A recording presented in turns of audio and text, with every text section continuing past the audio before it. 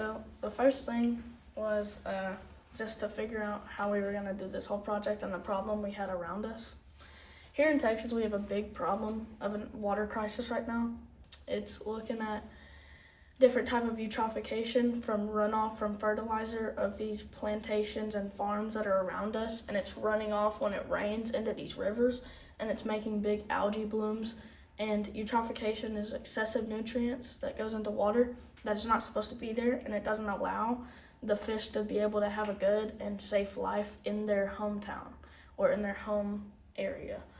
So we just wanted to build something that could help the fish and prevent eutrophication and also stop a lot of different algae types that can kill or hurt fish in the process. So the goal of my project was to see which bridge was stronger, a truss bridge or a beam bridge.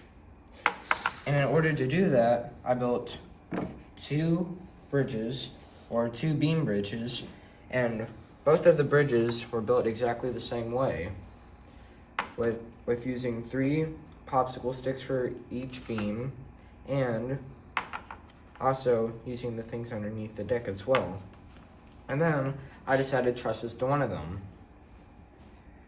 And the results or outcome of my project is that the truss bridge was able to hold 70 pounds, but the beam bridge broke at 60. And one of the reasons why I wanted to do this project is because of this truss bridge from Jefferson, Texas.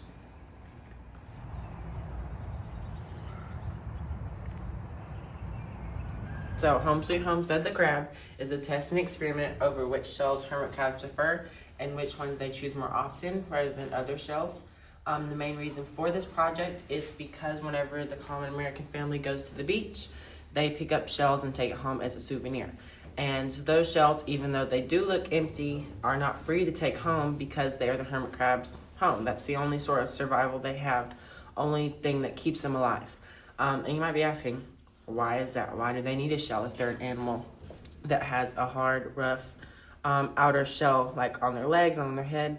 Well, even though they have that hard, rough outer shell on that part of their body, the other part is the appendix, which is that gummy worm looking thing right there in that picture.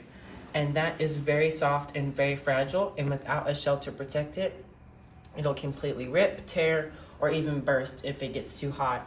And that's what keeps all the hermit crab's organs, heart, blood, everything all together. So without a shell, they don't have anything to protect it, and they will slowly but surely die. Now, because so many people are taking their shells and their homes from the beaches, they're being forced to live in trash in these pictures shown.